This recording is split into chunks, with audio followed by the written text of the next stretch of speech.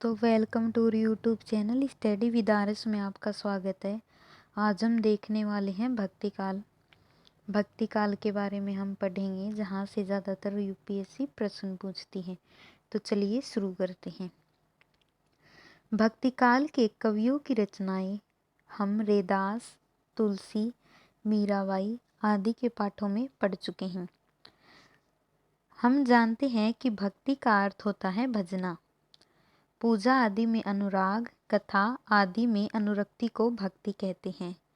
इसलिए हिंदी साहित्य का वह समय जिसमें ईश्वर की आराधना, भजन आदि से संबंधित काव्य रचा गया हो या लिखा गया हो और जिसमें ईश्वर के अवतारों की कथा गाई गई हो, उसे भक्ति काल कहा जाता है।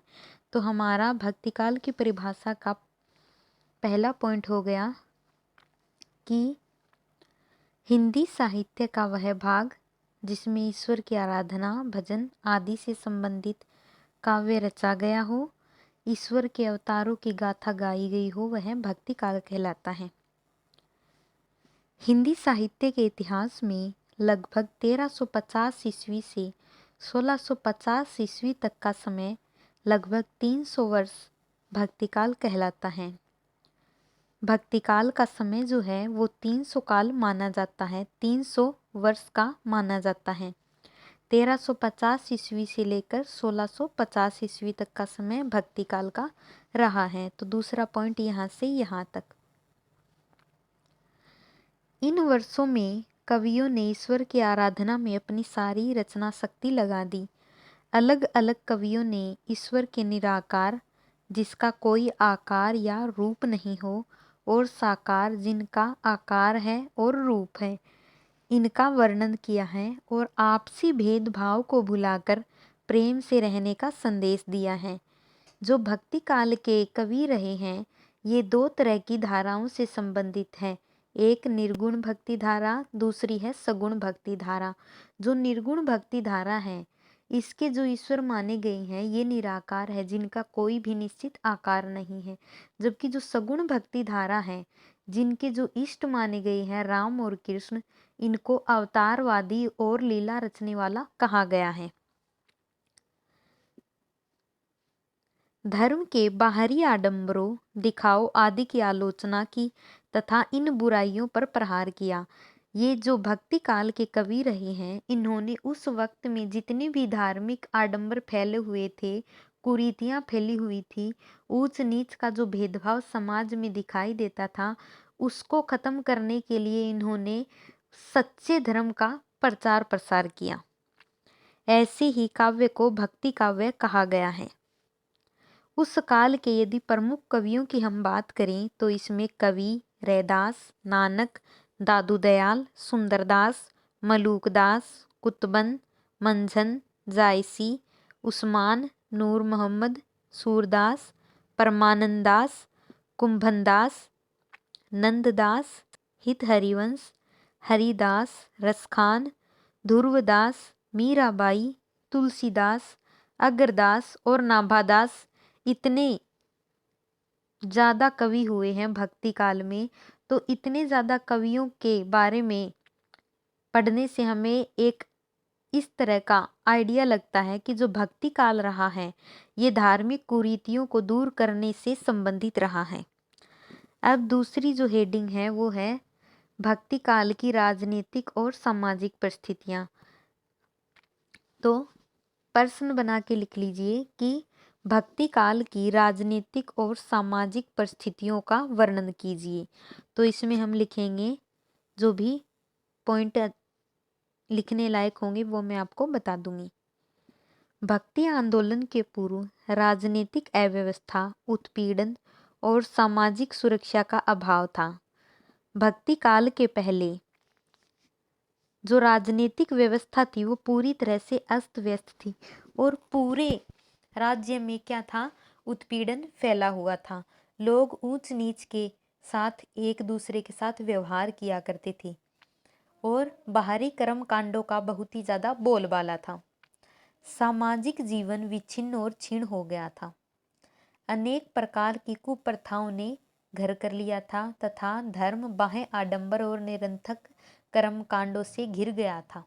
तो पहला पॉइंट ये हो गया कि भक्ति आंदोलन के पहले राजनीतिक अव्यवस्था, उत्पीड़न, सामाजिक सुरक्षा का पूर्णतः अभाव था और इस समय सामाजिक जीवन पूरी तरह खत्म हो चुका था तथा इस समय धार्मिक प्रथाओं ने घर कर लिया था और धार्मिक कर्मकांड और बाह्य आडंबर पूरी तरह से फैल गए थे।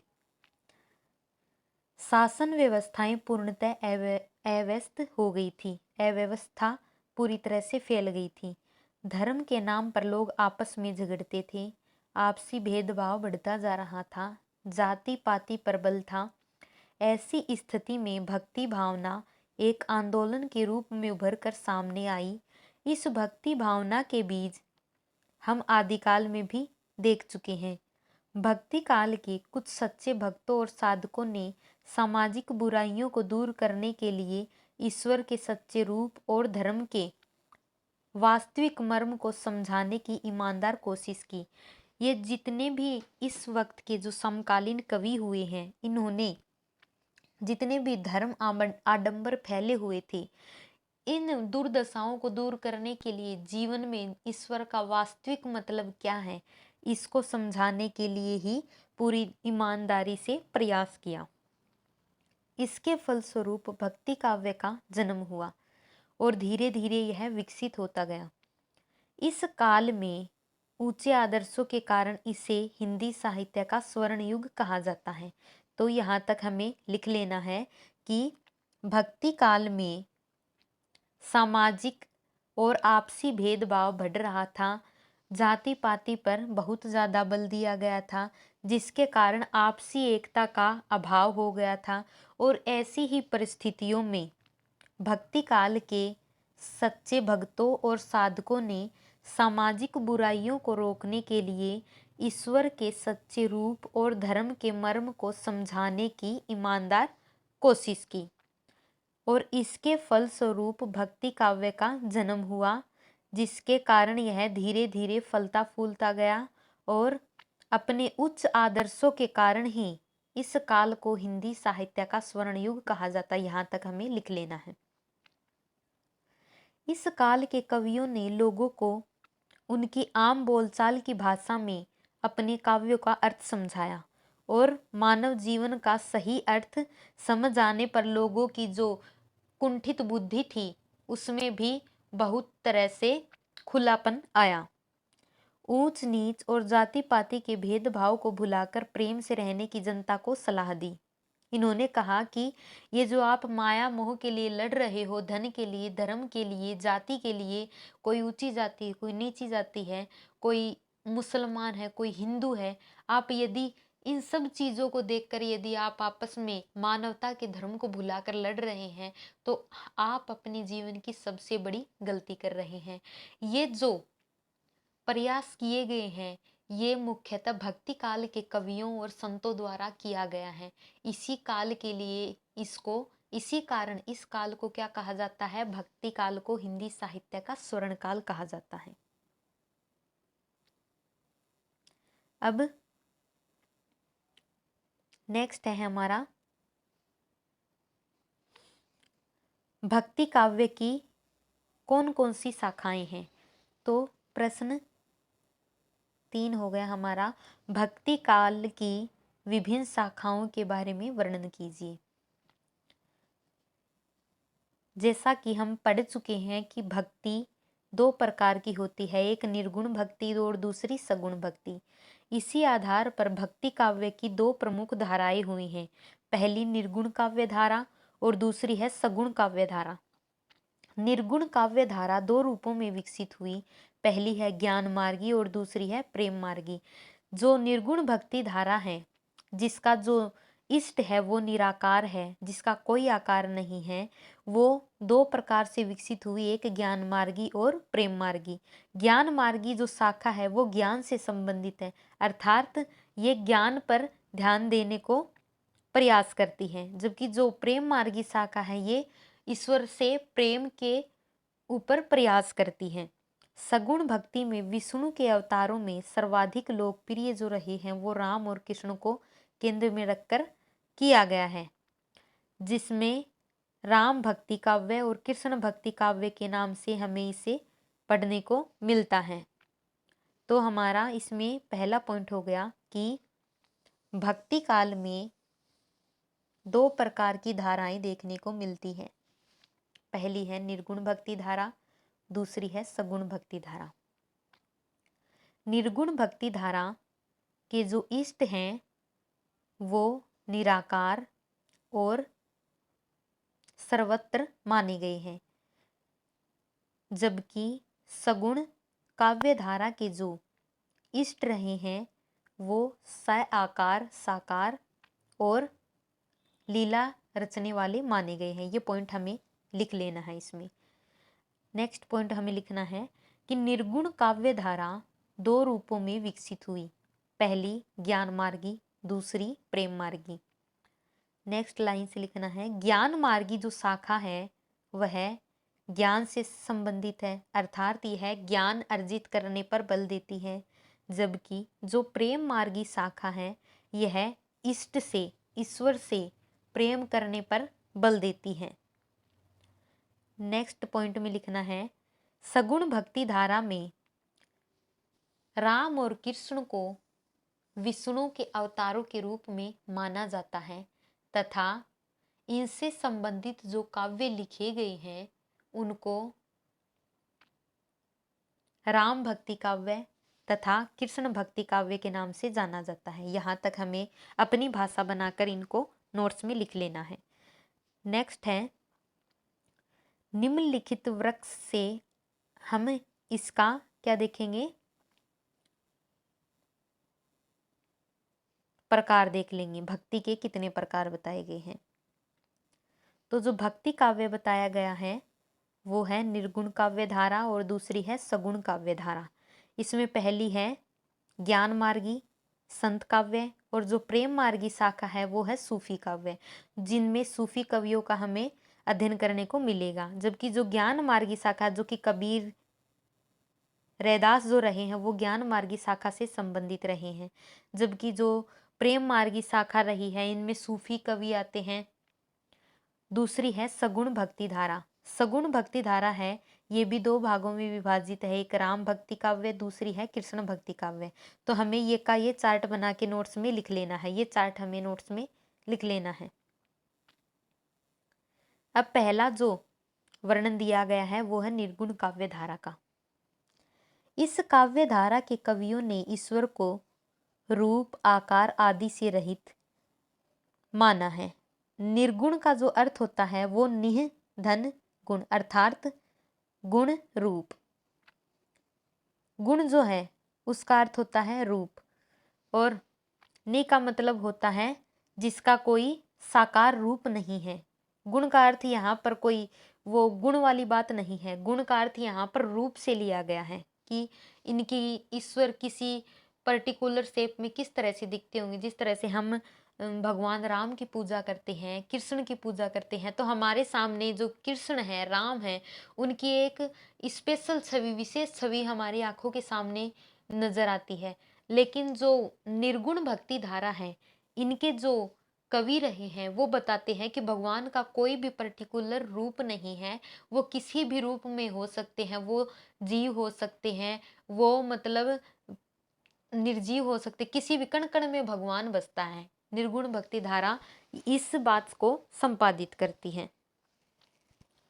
ईश्वर के अवतार में ये विश्वास नहीं करते, वे तर्क ज्ञान के आधार पर अवतारवाद का खंडन करते हैं तथा ईश्वर के आंतरिक अनुभूति को विषय मानते हैं। जो ईश्वर है वह आंतरिक अनुभूति का विषय है, वह हमें बाहर खोजने पर नहीं मिलेगा। कुछ निर्गुण उपासक कवियों ने प्रेम कथाओं के माध्यम से ईश्वर के निराकार रूप को समझाने का प्रयास किया है।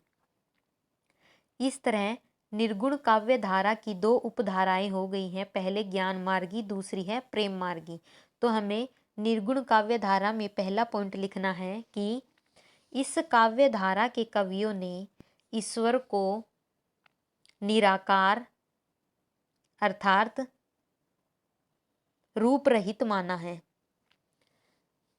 नेक्स्ट पॉइंट है, ये कवि ईश्वर के अवतार और उनकी लीला में विश्वास नहीं करते हैं तथा ये तर्क और ज्ञान के आधार पर अवतारवाद का खंडन करते हैं। निर्गुण काव्य धारा के कवि जो हैं ये ईश्वर को आंतरिक अनुभूति का विषय मानते हैं तथा निर्गुण उपासकों ने प्रेम कथाओं के द्वारा ईश्वर के निराकार रूप को समझाने का प्रयास किया है। इस तरह निर्गुण काव्य धारा को हम दो भागों में बांट सकते हैं, पहला ज्ञान मार्गी, दूसरी है प्रेम मार्गी। ज्ञान मार्गी धारा को मुख्यतः संतों ने पुष्ट किया, इसलिए इसे संत काव्य या संत साहित्य भी कहते हैं। जो ज्ञान मार्गी धारा है ये संतों द्वारा बताई गई है, इसीलिए इसे संत साहित्य या संत काव्य भी कहा जाता है। यहाँ हमें दूसरा पॉइंट लिख लेना है। प्रेम मार्गी धारा के जो कवि हैं ये सूफी मत, इस्लाम और भारतीय वेदांत दर्शन का मिला जुला रूप माने जाते हैं। जो प्रेम मार्गी धारा के कवि रहे हैं ये सूफी मत से संबंधित हैं और इनमें जो कवि हैं इनका जो आधार रहा है ये इस्लाम और भारतीय वेदांत का मिला जुला दर्शन का रूप रहा है। इसलिए प्रेम मार्गी जो धारा है इसके काव्य साहित्य को सूफी काव्य या प्रेमाख्यानक, प्रेम आख्यान अर्थात प्रेम के बारे में बताने वाली कथा काव्य भी कहा जाता है। तो दूसरा पॉइंट हमें लिखना है कि प्रेम मार्गी धारा के कवि सूफी मत से संबंधित हैं और ये इस्लाम और भारतीय वेदांत दर्शन का मिला जुला रूप माने जाते हैं और इसीलिए प्रेम मार्गी धारा के काव्य साहित्य को सूफी काव्य या प्रेमाख्यानक काव्य भी कहा जाता है। यहाँ तक तीसरा पॉइंट हमें लिख लेना है। अब नेक्स्ट है, निर्गुण संत काव्य के प्रवर्तक कबीरदास को कहा जाता है। जो निर्गुण संत काव्य के प्रवर्तक हैं, जो ज्ञान मार्गी शाखा के प्रमुख जो कवि रहे हैं, प्रवर्तक रहे हैं, वो हैं कबीर जी, जिनका जो काल है वो है 1399 से 1518 ईस्वी। कबीर के संबंध में अनेक धारणाएं बनाई गई हैं, लेकिन इतना तो निश्चित है कि इन्होंने कोई औपचारिक शिक्षा प्राप्त नहीं की। कबीर जी जो है वो पढ़े लिखे नहीं थे, वो अनपढ़ थे, लेकिन उन्होंने जगत को पढ़ा, उन्होंने समाज को पढ़ा और समाज को पढ़कर ये अपने मन से, अपने अंतर ध्यान से ज्ञान प्राप्त किया और उस ज्ञान को ही अपनी जो उनकी आम बोलचाल की भाषा हुआ करती थी, जिसे उलट भाषी भाषा भी बोला जाता है, उसी में अपने ज्ञान का प्रचार किया और जनता को वो बात दिल से समझ में आ जाती थी, मतलब टेक टू टेक समझ जाती थी जनता की ये क्या कहना चाहते हैं और वो बिल्कुल तीखा प्रहार किया करते थे। जो भी बाहरी आडंबर हुआ करते थे कर्म कांड के, उन पर सीधा प्रहार किया करते थे। उनके लिए किसी हिंदी में विशेषताओं की आवश्यकता नहीं थी कि इनमें संधि का प्रयोग नहीं हुआ है, इनमें छंदों का प्रयोग नहीं हुआ है। उनके लिए इस प्रकार की शुद्धि कोई मायने नहीं रखती थी। उनके लिए जो मायने रखता था वो था मेन चीज तर्क और ज्ञान के आधार पर बाहरी जो भी कुरीतियां समाज में फैली हुई है इनका खंडन करना और लोगों को वास्तविक ज्ञान के मार्ग पर लेकर जाना। उन्होंने हिंदू और मुसलमान दोनों में व्याप्त पाखंड की कड़े शब्दों में निंदा की। अन्य धार्मिक और सामाजिक संस्कारों की तरह अभिव्यक्ति की भाषा और शैली भी उन्होंने अपने पूर्ववर्ती सिद्धों और नाथपंथी जोगियों से प्राप्त की थी। जैसा कि हमने आदिकाल में पढ़ा है कि जो कबीर रहे हैं इनकी भाषा उलट भाषी भाषा मानी जाती है और जो सिद्ध और नाथ रहे हैं इनकी भाषा है वो संधा भाषा है। तो इन दोनों ने जो भाषा का प्रयोग किया है ये बिल्कुल जन समाज को एकदम से वास्तविकताओं पर प्रहार करने वाली भाषा मानी गई है। मतलब जो भी असमानताएं समाज में फैली गई हैं वास्तविकताओं से संबंधित इनकी रचनाएं मानी जाती हैं और इन्होंने केवल किसी एक पर्टिकुलर धर्म का समर्थन नहीं किया है। इन्होंने जो भी कुरीतियां हिंदू और मुस्लिम धर्म में व्याप्त थी उन दोनों पर ही कड़ा प्रहार किया है। आप यदि कबीर जी के दोहे पढ़ेंगे तो आपको भी पढ़ने को मिलेगा कि कबीर जी ने किसी भी धर्म का कोई पक्ष नहीं लिया है। वो सभी धर्मों की बुराइयों का बराबरी से खंडन करते हैं। तो हमारा इसमें नेक्स्ट पॉइंट हमें लिखना है कि निर्गुण संत काव्य के प्रवर्तक कबीरदास को माना जाता है, जिनका काल 1399 से 1518 ईस्वी तक का माना जाता है। कबीर के संबंध में कई धारणाएं प्रचलित हैं। कहा जाता है कि उन्होंने औपचारिक शिक्षा प्राप्त नहीं की और वो रामानंद के शिष्य थे तथा उन्होंने किसी एक धर्म का पक्ष कभी नहीं लिया। उन्होंने हिंदू और मुसलमान दोनों में जो पाखंड फैला हुआ था उनका उसी निंदा के साथ बराबरी के साथ खंडन किया तथा उन्होंने अपने अभिव्यक्ति की भाषा और शैली सिद्धों और नाथों की तरह उलट भाषी भाषा का प्रयोग किया। नेक्स्ट पॉइंट है, उन्होंने अपने समय और समाज के अनुकूल इन सब काव्यों को अपना एक वास्तविक स्वरूप दिया। उनकी गणना हिंदी के शीर्ष कवियों में की जाती है। जो कबीर जी हैं ये हिंदी भाषा के एक मुख्य कवि माने जाते हैं। अनेक भाषाओं के मिले जुले रूप के कारण उनकी भाषा नितांत भिन्न प्रकार की है। कबीर जी की जो भाषा है ये किसी पर्टिकुलर भाषा का एक हम रूप नहीं कह सकते। इसमें सभी बोलियों का, सभी भाषाओं का मिश्रण माना जाता है। इसमें खड़ी बोली भी है, अपभ्रंश भी है, तो ब्रिज भाषा का भी उपयोग है, तो कहीं कहीं इन्होंने उर्दू भाषा का भी खुलकर प्रयोग किया है। इन्होंने भाषाओं का, क्षेत्र का कोई ध्यान नहीं रखा है। इन्होंने जो भी वास्तविकता है जीवन की, उन वास्तविकताओं पर फोकस करते हुए अपनी जो बातें हैं वो दोहों के रूप में जनता को कही हैं। इनके दोहे भी हैं कि पाहन पूजे हरि मिले तो पूजू मैं पहाड़। तो इस तरह से इन्होंने धर्म पाखंड के ऊपर प्रहार किया है। इनका एक दोहा और मुझे याद आ रहा है कि लाली मेरे लाल की जित देखूं उतलाल, लाली देखण में गई मैं भी हो गई लाल। तो ये जो दोहा है ये बता रहा है कि इन्होंने ईश्वर का जो रूप है वो निराकार माना है, वो सर्वत्र व्याप्त है, वो किसी एक पर्टिकुलर मूर्ति में नहीं है, वो किसी साकार रूप में नहीं है, वो हमारे हृदय में है। अंतर साधना के द्वारा हम ईश्वर का दर्शन कर सकते हैं।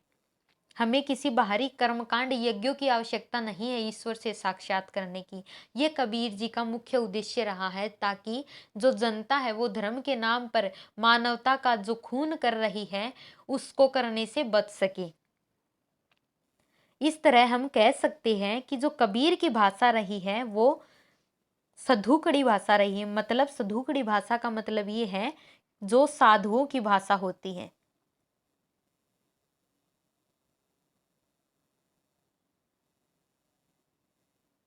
ये यहाँ पर कुछ दिया गया भक्ति काल के बारे में कि भक्ति काल का समय यहाँ से यहाँ तक रहा है, हमने ये लिख लिया है।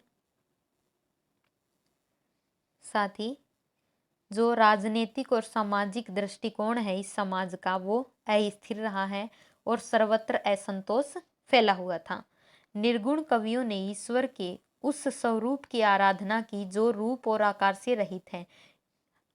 जो निर्गुण कवि हैं इन्होंने ईश्वर का कोई पर्टिकुलर आकार नहीं माना है। उन्होंने धार्मिक आडंबरों की खुलकर निंदा की है। ये हम इस में पूरी तरह से पढ़ चुके हैं। अब नेक्स्ट है, कबीर के अतिरिक्त निर्गुण धारा के जो संत रहे हैं वो है रैदास, कमाल, नानक, दादू दयाल, मलूक दास, सहजोबाई, दयाबाई, सुंदरदास आदि अनेक निर्गुण संत रहे हैं। केवल कबीर ही नहीं है, रैदास जी भी बहुत फेमस है जो कि मीरा के गुरु माने जाते हैं। और नानक, गुरु नानक, दादू दयाल, मलूक दास, ये इतने फेमस संत रहे हैं जिन्होंने लोगों को वास्तविक ज्ञान का, ज्ञान मार्गी शाखा का इसीलिए कहा जाता है क्योंकि इन्होंने तर्क वितर्क करके जनता को सचेत किया है और वास्तविक ज्ञान का अध्ययन करवाया है। इनमें से अधिकांश तत्कालिक समाज में निम्न समझी जाने वाली जातियों की थी। जो कबीर हैं, रैदास हैं, कहा जाता है कि ये नीची जाति से बिलोंग करते थे। तो हम कह सकते हैं कि जो भक्ति काल के जो कवि रहे हैं वो किसी एक पर्टिकुलर जाति से नहीं रहे हैं, वो सभी जातियों से रहे हैं। ज्यादातर जो इस काल के कवि रहे हैं वो हैं नीची जातियों से संबंधित। इसे जन सामान्य की भाषा में भक्ति का संदेश लोगों तक पहुंचाया है। ये जो कवि रहे हैं इन्होंने अपना संदेश है ये लोगों की उनकी भाषा में ही समझाया है, ताकि लोगों को किसी तरह भाषा की उलझन में ना पड़ना पड़े। अब देखते हैं कि संत काव्य क्या है। संत काव्य में शब्द और शैली के चमत्कार की जगह भाव दर्शन पर, भाव सौंदर्य पर ध्यान दिया गया है। संत कवियों ने किसी एक धर्म को अपना आदर्श न मानकर एक व्यापक जीवन दर्शन की ओर संकेत किया है, जिनमें सारे विश्व का कल्याण समाहित हो। संत कवियों ने अपनी काव्य रचना प्राय साखी और शब्द में की है। जो संत रहे हैं इन्होंने अपनी रचना साखी और शब्द नाम से की है, जो ज्यादातर गे हैं, अर्थात जो गाई जाती हैं। इन कवियों ने आत्मनिवेदन जैसे व्यक्तिगत उद्गारों को ही प्रधानता दी है। संतों ने कविता लिखने के उद्देश्य से अपनी रचनाओं का संकलन नहीं किया, वे तो अपने उद्गार व्यक्त करते थे और इनके शिष्यों ने इनकी वाणियों, संतों की वाणी का संकलन किया और इसे ही शब्द साखी या गुरुबाणी के नाम से जाना जाता है। जो नानक रहे हैं, कबीर रहे हैं, इन्होंने खुद अपनी रचनाएं कभी नहीं की हैं, बल्कि जो इनके शिष्य रहते थे, जो इनकी वाणियों को सुनते थे, उन्होंने ही इनकी वाणियों को लिखा है और उनका एक ग्रंथ बना लिया, जिनको गुरु ग्रंथ साहिब कहा जाता है। साखी, शब्द, गुरुवाणी के नाम से जाना जाता है। इन संत कवियों की संकलित वाणी के आधार पर संत काव्य की प्रमुख विशेषताएं इस प्रकार हैं। संत काव्य की प्रमुख विशेषताओं को हमने पहले भी पढ़ा है कि ये इनका जो प्रमुख ध्यान था ये जन सामान्य को सचेत करना था, ना कि अपने ज्ञान का बखान करना था। संतों ने ईश्वर को रूप रहित मानकर उनके नाम की उपासना पर बल दिया है।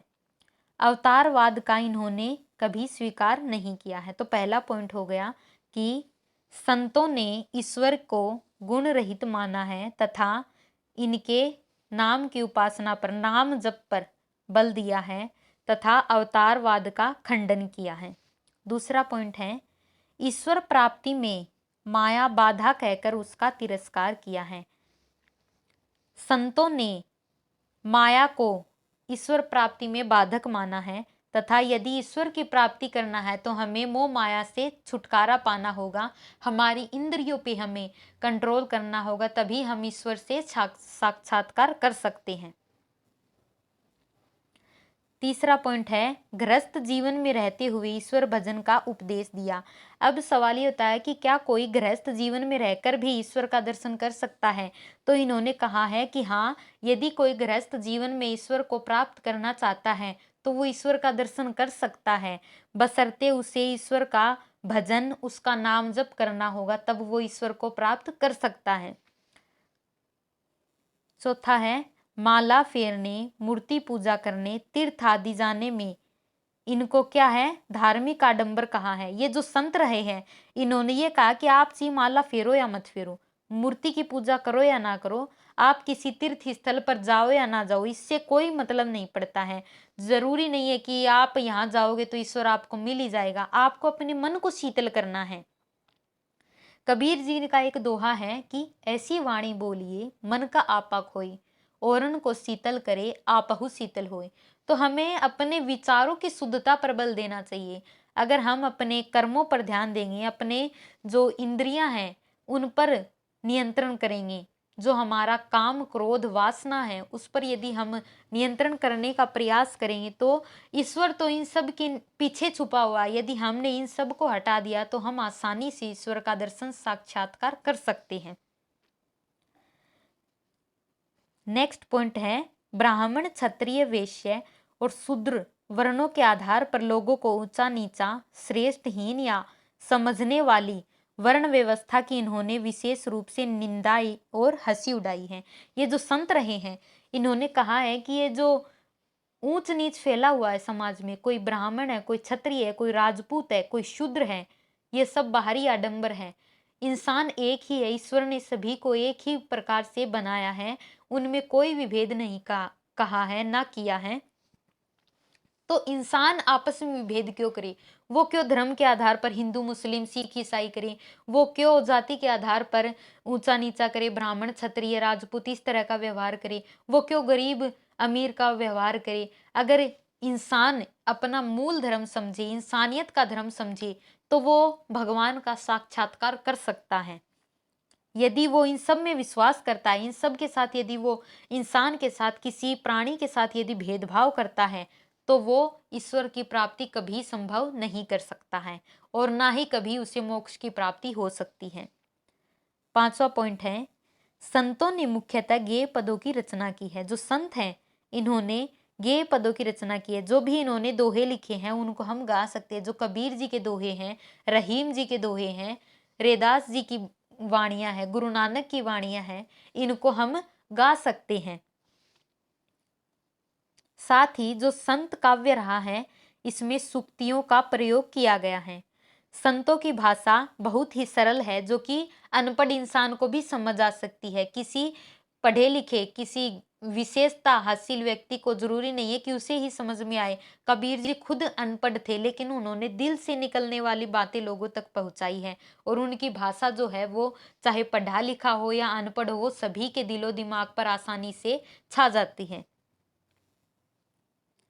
इनमें से अनेक भारतीय भाषाओं के शब्द क्या हैं? घुले मिले हैं। इन्होंने किसी एक पर्टिकुलर भाषा का उपयोग नहीं किया है, इसलिए ही इन्हें सधुकड़ी या खिचड़ी भाषा के नाम से जाना जाता है। तो ये हुआ हमारा भक्ति काल का चैप्टर। उम्मीद करती हूँ आपको ये चैप्टर समझ में आया होगा। मिलते हैं हमारे नेक्स्ट वीडियो में। अगर आपको ये पसंद आए तो प्लीज़ इसे लाइक, शेयर और सब्सक्राइब करना ना भूलें। Thank you.